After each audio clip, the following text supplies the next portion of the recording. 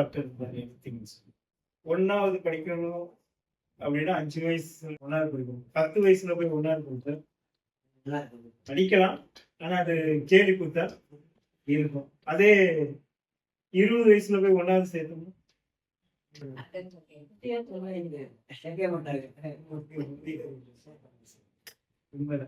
அது அது அதன் காலத்துல நம்ம செய்ய வேண்டிய காரியங்களை செய்யணும். பிறந்த குழந்தைக்கு பால் கொடுக்குறோம், கொஞ்சம் வளர்ந்த குழந்தைக்கு திட உணவு கொடுக்குறோம். வெறும் பாலையே கொடுத்துக்கிட்டு இருந்தா குழந்தை சரியான வளர்ச்சியில வராது. இந்த மாதிரி அது அதன் காலத்துல அது அதன் காரியத்தை செய்ய வேண்டியது அவசியமா இருக்கும். பசங்க பூரா என்ன நினைக்கிறாங்க அப்படின்னா, வாழ்க்கையில செட்டில் ஆனதுக்கு அப்புறம் எனக்கு கல்யாணம் பண்ணா போதும் அப்படின்னு சொல்றாங்க. வாழ்க்கையில செட்டில்டு அப்படின்னா எதை சொல்றாங்கன்னு எனக்கு தெரியுது. இந்த உலகம் எதை செட்டில்னு சொல்லுது அப்படின்னா, ஒரு வேலை, நிரந்தரமான பணி, இது பணம் வர வேலை, ஒரு நிரந்தரமான வாடகை இல்லாத சொந்த வீடு, லக்ஸூரியா போறதுக்கு ஒரு காரு, நல்ல செல்போன், நல்ல சேஃப்டி அப்படின்னு நினைக்கிறாங்க. கஷ்டப்பட்டு சம்பாதிக்கிறாங்க. சம்பாதிச்சதுக்கு அப்புறம் அதை அனுபவிக்கணுங்கிறது தான் தேவனுடைய சித்தம். அதை அனுபவிக்கிற நேரத்துல நம்ம அனுபவிக்கணும். அந்த இளமை இருக்கும் போது திருமண காரியத்துல பங்கு பெறணும். ஏன்னா வேதம் சொல்லுது, வேகிறத பார்க்கலாம், விவாகம் பண்றது நல்லது. உலகம் நினைக்கிற காரியத்தை நான் அடையறதுக்குள்ள தலையில இருக்கிற முடியலாம் என்ன செய்யும் போயிடும். பிள்ளைங்களே 25 வயசுல இருந்து 28 வயசுக்குள்ளதான் கேட்கிறாங்க. பொண்ணே கேட்குது. 25 வயசுல இருந்து 28 வயசுல இருந்து 25க்குள்ள இருந்தாலும் பரவாயில்ல. நட ஒரு காலம் உண்டு, நட்டதை விடுங்கிறதுக்கு ஒரு காலம் உண்டு, செட்டில் ஆகுறதுக்குன்னு ஒரு காலம். அது யார் நம்ம காலத்துல இருக்குதுன்னு நம்ம வேலையை ஒழுங்கா செய்யணும், சரியா செய்யணும். செஞ்சு அதுக்குண்டான பலாபலன் கண்டிப்பா வரும். தமது ஐஸ்வர்யத்தின்படி அவர் தகுதியின் அடிப்படையில நாம வேலை வச்சுட்டு, அதுதான் சொல்றாரு ஆண்டவர். கிறிஸ்தவ வாழ்க்கை, கிறிஸ்தவ வெற்றிங்கிறது ஈஸியான ஒரு வேலைன்னு. அதாவது நம்ம வேலையை ஒழுங்கா செஞ்சுக்கிட்டு இருந்தாலே அதுக்கு உண்டான பலாபலன் பெருசா கர்த்தர் என்ன செய்வார், கொடுக்கிறவரா இருக்கிறார். நாம 10 ரூபாய்க்கு சம்பாதிச்சோம், 10 ரூபா தானா அப்படின்னா இல்ல. இந்த 10 ரூபாய் லட்ச மாத்துறதுக்கு அவரால முடியும். அதுவும் அவரா செய்ய போறதுல நம்மளை வச்சுதான் அவர் செய்கிறவரா இருக்கிறார். அதுதான் சொல்லப்படுகிறது, கைகளின் பிரயாசத்தை ஆசீர்வதிக்கிறவரா இருக்கிறார். அப்போ ஏற்ற நேரத்துல வாழ்க்கைங்கிறது ஒரு பயணம். இந்த பயணத்துல ரிட்டர்ன் கிடையாது, பின்னாடி வர முடியாது. இது ஒன்றே மாதிரி தான், போய்கிட்டே இருக்கணும். நாம அந்த வேலை போகும்போது ஒவ்வொரு காரியத்தையும் ஸ்கூலை பார்க்கும்போது 5 வயசுல ஸ்கூல்ல கொண்டு போய் சேர்க்கிறாங்க. நம்மளுக்கு பிடிக்காது, ஆனா கட்டாயத்தின் நிமித்தமா நம்ம கொண்டு போய் என்ன செய்யப்படுறோம், அங்க போய் சேர்க்கப்படுறோம், படிக்கிறோம். படிச்சு அதுவே நம்ம லைஃபா மாறிடுது. இப்ப கொஞ்ச நாள் தான் ஒரு கஷ்டமா இருக்கும்போம், ஒருவேளை இது போயிருமான்னு நினைப்போம். இல்ல, அதுலதான் நம்ம பக்குவப்பட்டு வந்துருவோம்.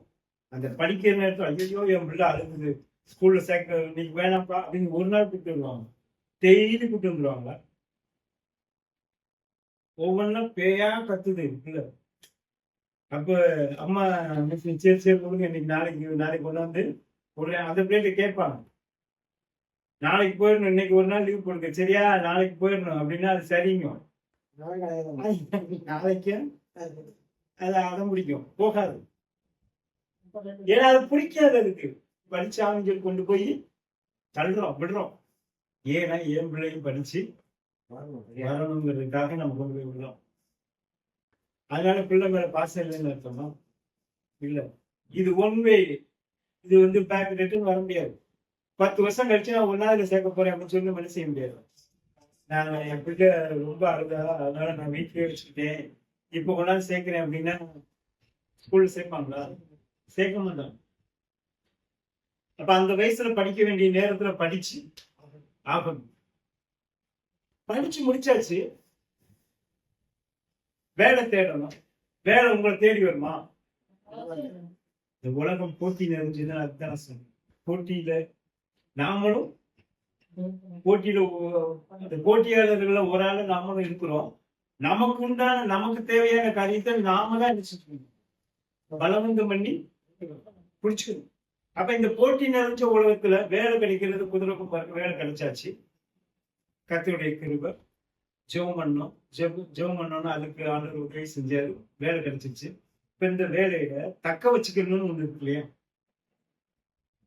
முதல்ல வேலையை சூஸ் பண்றது ரொம்ப கவனமா பண்ணும். அண்ணன் பார்க்குற வேலை கூட கொஞ்சம் பிசிக்கலா கடினமான வேலை. இது கூட வந்து கஷ்டப்பட்டு கொஞ்சம் நம்ம வந்து ஒரு 2 hours 3 hours ரெஸ்ட் எடுத்தா கொஞ்சம் நமக்கு வந்து ரிலாக்ஸ் ஆகும். ஆனா அந்த கம்ப்யூட்டர்லயே உட்காந்துருக்காங்க பாருங்க, ஐடி டிபார்ட்மெண்ட்லாம் பார்த்தீங்க அப்படின்னா அவங்களாம் கிரிப் பிடிச்ச மாதிரி ஆகிடும். ஸ்ட்ரெஸ், எதுக்கு எடுத்தாலும் ஸ்ட்ரெஸ்ல இருக்கிறேன். ஸ்ட்ரெஸ்ல இருக்கிறவங்கனால இந்த மனசு வந்து ஒரு வேலையை சரியா பார்க்கவும் முடியாம, அந்த வேலையை விடவும் முடியாம, அதுக்காக படிச்சு தொலைச்சிட்டோம், அதுக்காக இருக்கிறோம். அவங்களுக்கு அதுக்காண்டிதான் சம்பளம் அதிகமா கொடுக்குறான். சுத்தி வளைச்சு பார்த்தீங்க அப்படின்னா அந்த வேதத்தில் சொன்ன மாதிரி எல்லாம் எதுவுமே வந்து வந்து அது வந்து அவங்களுக்கு சாட்டிஸ்பேக்ஷனா அப்படின்னு நீங்க கேட்டு பாருங்க. இல்லை, ஏசியில தான் ஒர்க் பண்றாங்க, மூட்டை தூக்குறான், வெயிட்ல தூக்குறான், கஷ்டப்படுறான். ஆனா அது கஷ்டப்பட்டதுக்கு அப்புறம் ஈவினிங்ல போய் அவன் வந்து ரொம்ப பேர் ட்ரிங்க்ஸ் சாப்பிட்டுட்டு ரொம்ப பேர் இருக்கிறாங்க. ஆனா தூக்கம், இந்த பிள்ளைங்களுக்கு தூக்கம், செல்போன் பார்க்குங்க. எவ்வளவு நேரம் செல்போன் பார்க்கணும்? பார்க்க முடியாது, போர் அடிச்சு. அதுக்கப்புறம் இருக்காது. எல்லாத்துக்குமே ஒரு டைமிங், செல்போன் பார்க்கறதுக்கு டிவி பார்க்கறதுக்கும் ஒரு டைமிங் இருக்கு. நம்ம வேலையை நம்ம பார்த்து ஆகணும். ஸ்கிப் பண்றதுக்கு அங்க சான்ஸே இல்லை. இன்னைக்கு இல்லை, நாளைக்கு பார்த்துக்கோ சொல்லி நம்ம தள்ளிப்பட முடியாது. அப்ப அதே மாதிரி திருமண காரியம் வரும்போது பிடிச்சிடணும். நமக்குன்னு நம்ம ஜெபிக்கிறோம், நம்மளுக்கு ஏற்ற நேரம் வருது, வர்ற நேரத்துல அழகா ஒரு வருது அப்படின்னா அதை வந்து நம்ம அவங்களை வந்து ஆராய்ச்சி பார்த்துட்டு நம்மளுக்கு பிடிச்சிருக்கு அப்படின்னா ஜெபம் பண்ணிட்டு முடிச்சிடணும். நான் செட்டில் ஆனதுக்கு அப்புறம் தான் கல்யாணம் முடிப்பேன் மென்டாலிட்டிக்கு நம்ம வந்துடக்கூடாது. ஏன்னா எல்லாம் நம்ம கையில இருக்குதான்னா நம்ம கையில இல்லை. ஆனா நம்ம தான் செய்யணும். எப்போ செய்வோம், அது காலம் வரும். திருச்செந்தூர் போறோம்னு வச்சுக்கோங்களேன், ஃபர்ஸ்ட் ஏறணும்னு திருச்செந்தூர் இருக்குமா, வர காரியாபட்டி வரும். காரியாபட்டி வந்த உடனே அப்போ ஒரு கொஞ்ச தூரம் வந்துட்டேன்னு ஒரு மைண்டு மனசுல இருக்கும், ஒரு மாதிரி சந்தோஷம் இருக்கும். அப்ப இன்னும் கொஞ்சம் தூரம் போனோம்னா அருப்புக்கோட்டை, இன்னும் கொஞ்சம் தூரம் போனோம்னா அப்படியே போயிட்டே இருக்கும் தூத்துக்குடி, அதுக்கப்புறம் தான் திருச்செந்தூர் வரும். அப்ப தூத்துக்குடி வந்தோன்னா பரவாயில்ல, முக்காவாசி தூரம் வந்துட்டோம்னு ஒரு நிம்மதி இருக்கும். அந்த மாதிரி திருமணங்கிறப்ப பண்ணிட்டு அதுக்கப்புறம் திருமணத்துக்கு அப்புறம் என்ன போறேன், குழந்தை. அந்த குழந்தை பிறந்து அந்த குழந்தைக்கு தேவையான காரியம் முதல்ல இவனுக்கே இவன் சம்பாதிச்சு வச்சுக்கணும், சம்பாதிச்சு செலவு பண்றேன். அப்ப இந்த குழந்தை கல்யாணம் முடிக்கிறப்போ ஒரு கமிட்மெண்ட் வருது மனைவிக்கு. இவன் பேண்ட் ஷர்ட் எடுத்தா போதும், ஆனா ஒய்ஃபுக்கு எல்லாம் எடுக்கணும். அதை எடுத்து இவன் தான் கொடுக்கணும். அப்புறம் கொஞ்ச நாள்ல பிள்ளை வந்துடும். பிள்ளைக்கு வந்து எல்லாமே வாங்கி அதுக்கு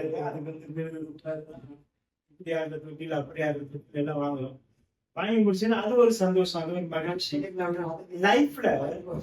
அதான் சொல்றேன், எனி டைமே என்ஜாய்மெண்டோட இருக்கு சொல்லுங்க. கிறிஸ்துக்குள்ள இருந்த புது சிருஷ்டியா இருக்கிறான். அவன் வந்து பாருங்க, கிறிஸ்துக்குள் மன மகிழ்ச்சியா இருக்கலாம். இதை எடுத்துக்கணும்.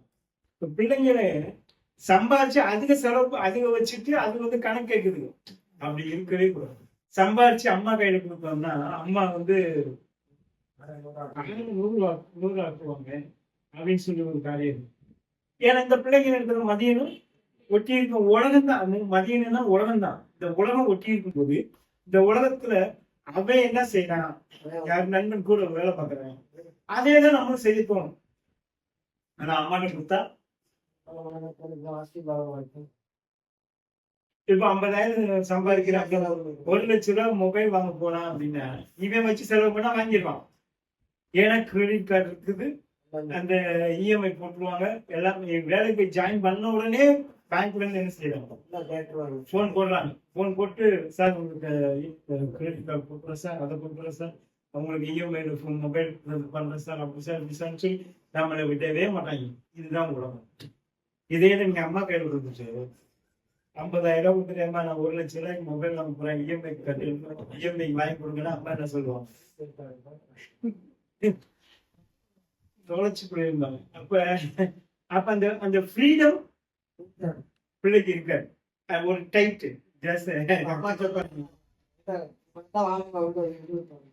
இவ்வளவுதான் அப்படின்னு சொல்லுவாங்க. இது இதுக்கு இது இதுக்கு நல்ல ஆலோசனை அப்படின்னு சொல்லி இப்ப பக்குவமா பிள்ளைங்களுக்கு சொல்லி கொடுப்பாங்க. இப்ப தேவையில்லாத செலவை என்ன செய்யும், அவாய்ட் பண்ணு. நீ வாங்கு, இப்போ வாங்காது, கொஞ்ச நாளுக்கு அப்புறம் வாங்க. சம்பாதிக்கிற அளவுக்கு நம்மளை என்ன செஞ்சிருக்கிறாங்கன்னா இவங்க வளர்த்துக்கிட்டு இருக்காங்க. இந்த கனத்தையும் மகிமையும் நம்ம வந்து கொடுக்க வேண்டிய நேரத்துல அவங்க கொடுக்கணும். இப்ப நம்ம செய்யல அப்படின்னா மனைவி வந்ததுக்கு அப்புறம் நான் செய்ய போறேன்னா செய்ய முடியாது, வாய்ப்பு இல்லை ராஜா அப்படின்னு சொல்லணும். அப்ப இப்பயே நம்ம பழகிட்டோம் அப்படின்னா ஆட்டோமேட்டிக்கா நம்ம வந்து மனைவியே வந்தாலும் என்ன சொல்லுவோம், அம்மா கடவுள்கிட்ட வச்சு இருக்கு அப்படின்னு சொல்ல கடவுள்கிட்ட கொடுத்து ஃபர்ஸ்ட் பணத்தை அவர்கிட்ட கொடுத்து அவர் வந்து 5 அப்ப 2 மீன் வாங்கினாரு. உடனே பந்தி வைங்க சொன்னாரு, தூக்கி பிதாவை தூக்கி பார்த்து ஆசீர்வதிச்சுட்டு பிளஸ் பண்ணிட்டு இதை இப்ப கொடுக்குறாரு. இப்ப நீங்க பந்தி வைங்க நிச்சயம் கொடுத்தோம். அதே மாதிரிதான் நம்ம எவ்வளவு லட்சங்கள் சம்பாதிச்சாலும் பத்த மாட்டேங்குது. 1,50,000 சம்பளம் வாங்குறான் அப்படின்னா அங்கேயும் கடன் தான், பிரச்சனை தான், நிம்மதி சம்பளம் வாங்கி கொஞ்ச நாள்லயே அந்த அந்த சந்தோஷங்கிறது போயிடும். இப்ப நிம்மதியா சந்தோஷமா மகிழ்ச்சியா இருக்கணும் அப்படின்னா எங்க போகணும் அப்படின்னா கடவுளால தவிர வேற வழியே இல்லை. அப்ப குடும்பம் அப்படிங்கிறது அம்மா அப்பா எல்லாம் சேர்ந்துதான் சொல்லுது. அந்தந்த நேரத்துல நாம வந்து எல்லா வேலையும் செய்யணும். நாம பிறந்தது நம்ம சொல்லி பிறந்தோம், நம்மளுக்கு ஒரு சாய்ஸ் கொடுத்தாங்க, இன்னாருக்கு பிறக்கணும் அப்படின்னு சொல்லி ஒரு சந்தர்ப்பம் நம்ம கொடுத்தா கடவுள் கொடுத்தாரு. நம்மளே கேட்கிறாரு பிறக்கிறதுக்கு முன்னாடி கேட்கிறாரு, என்னைய கேட்கிறாரு, ராஜா நீ எங்க பிறக்க போற அப்படின்னு என்கிட்ட கேட்டா நான் இருக்கிறதுல நல்ல வசதியான டாட்டா வீட்லயே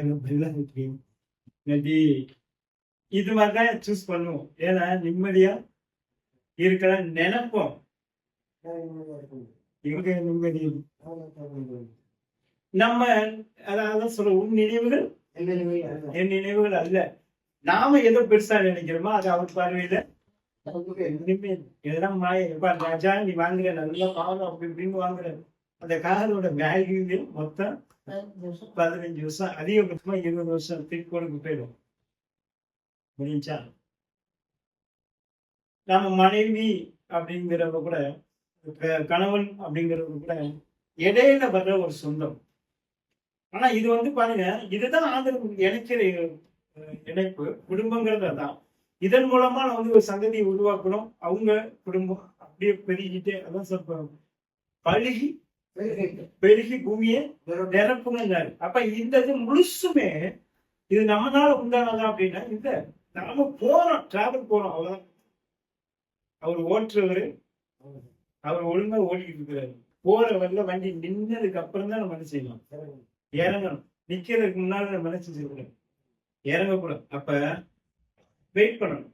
அது நேரம் வர்றப்ப நம்ம அந்த நேரத்தை நம்ம நம்மளுடைய ஸ்டாப்பை நம்ம தவற விட்டுக்கூடாது. அந்த வேலை தான் போகுது, அவங்கள போச்சு ஒரு பிரயோஜனமும் இல்லை. பக்கத்திலே இருப்பான், பேசிக்கிட்டே வருவேன், நான் அருப்புக்கோட்டை இறங்கணும், நான் அருப்புக்கோட்டை இறங்கணும், நான் அங்க இருக்கேன், எங்க அக்கா வீட்டுக்கு போறேன் சொல்லிக்கிட்டே வாங்க. அருப்புக்கோட்டை வந்தா அவங்க உங்களுக்கு சொல்லுவான்னு சொல்ல மாட்டேன். அவன் பேச்சு வாக்குல அவனும் மறந்துடுவான். தாண்டி போனது போய் அருப்புக்கோட்டையில இறங்குனே போயிடுச்சு அப்படின்னு டிரைவரையோ கண்டக்டரையோ நம்ம கோபிச்சு பிரயோஜனம் இல்லை. நாம இறங்க வேண்டிய ஸ்டாப் எதுன்னு சொல்லி நம்ம தான் கவனமா இருக்கணும்.